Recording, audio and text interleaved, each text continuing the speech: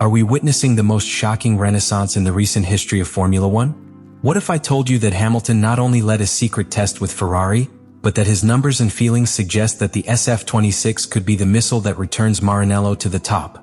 Stay, because what I'm going to tell you goes beyond a simple lap time. This is crazy that completely changes the 2026 panorama.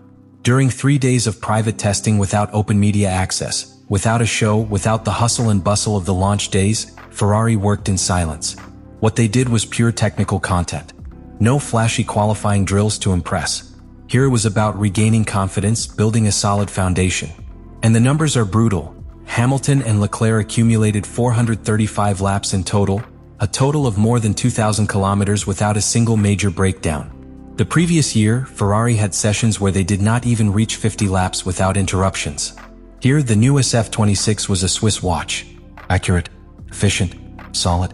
But the moment that set off all the alarms in the paddock was on Friday afternoon. Hamilton's last stint. Little traffic on the track.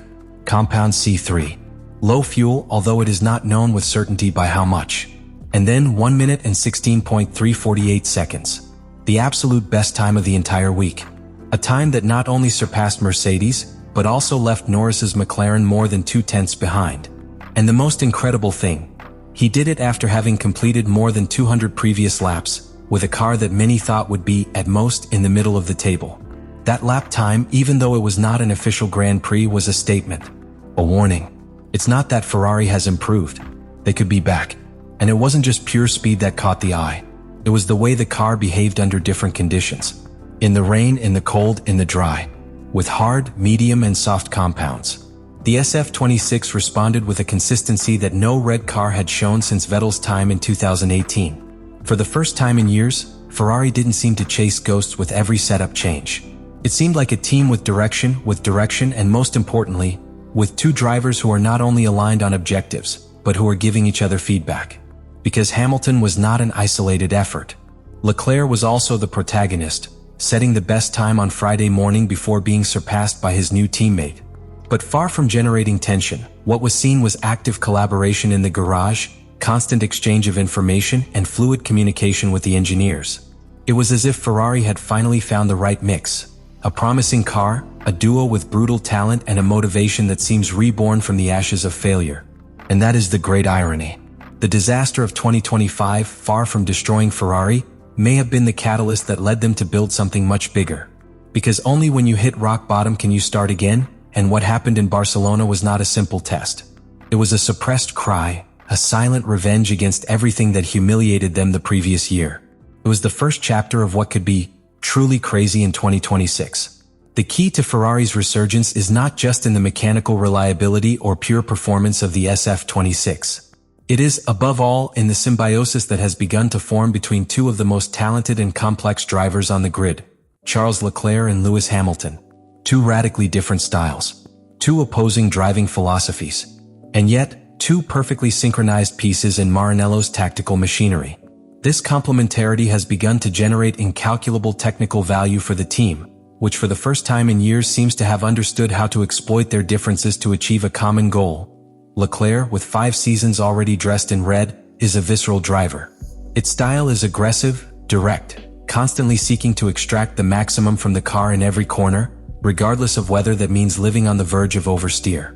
He is a driver who relies on his ability to improvise and correct on the fly, something that has brought him both brilliant moments and mistakes under pressure. In these Barcelona tests, their focus was clear.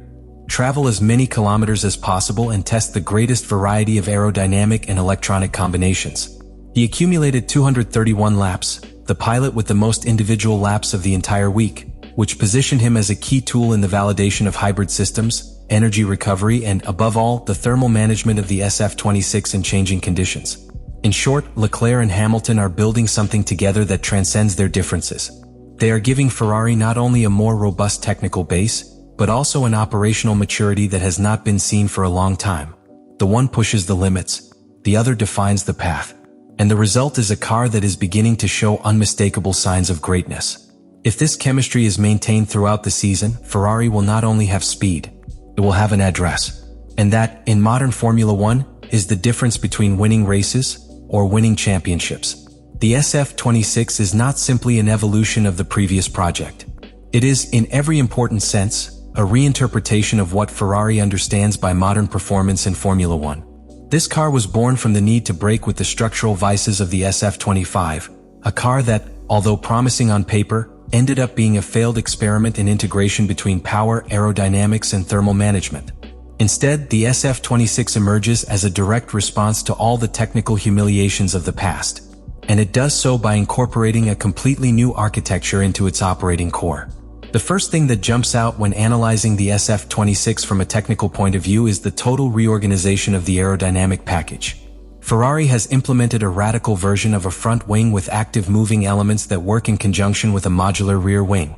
This is not a mere implementation of conventional DRS. What we have seen in Barcelona, especially in the rain, is a partial adaptive aerodynamic system, something allowed under the 2026 regulation, specifically designed to respond to the new philosophy of lighter cars and less dependent on the downforce generated by fixed surfaces. In this context, the SF26 demonstrated an impressive ability to alter its dynamic behavior depending on the available adhesion and battery charging conditions. During the test, the performance figures were notable not only for the final times, but for the way in which they were achieved.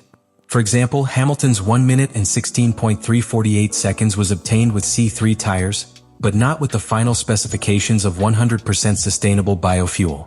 Ferrari, like the rest of the teams, used a transient fuel compound, which limited performance by 10 to 15%. That means that the true potential of the SF26 remains to be seen, and that in real race conditions, we could be talking about times easily half a second faster. Another technical point that deserves attention is the thermal management of the car, both in its hybrid system and in the brakes. Barcelona presented asphalt temperatures between 5 and 15 degrees Celsius, well below the ideal operating range of the new Pirelli 2026 tires. Even so, the SF26 managed to reach and maintain optimal temperature windows in C1 and C2 compounds without the need for prolonged active cooling.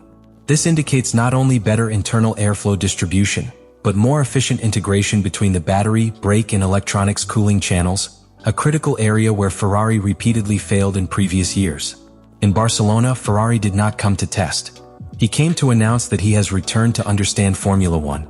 And he did it with a car that, although it has not yet won a race, is already generating fear in the teams that until now dominated the grid.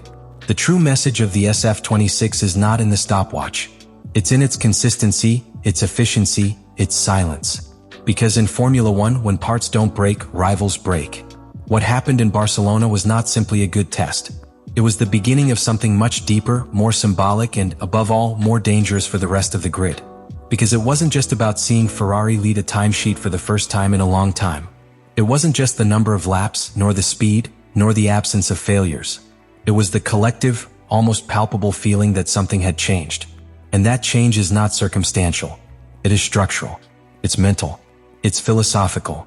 After years of being a team that lived in the past, that reacted late, that seemed always one step behind in understanding technical changes, Ferrari is beginning to act like a modern team. Strategically mature, operationally stable, and technically aggressive. The Barcelona test left the impression that, finally, the Scuderia understood that in today's Formula One it is not the most traditional who wins, but the most adaptable. The psychological impact of seeing Hamilton, with just 3 real days of integration with the car, set the best time in the test, goes far beyond the sporting aspect.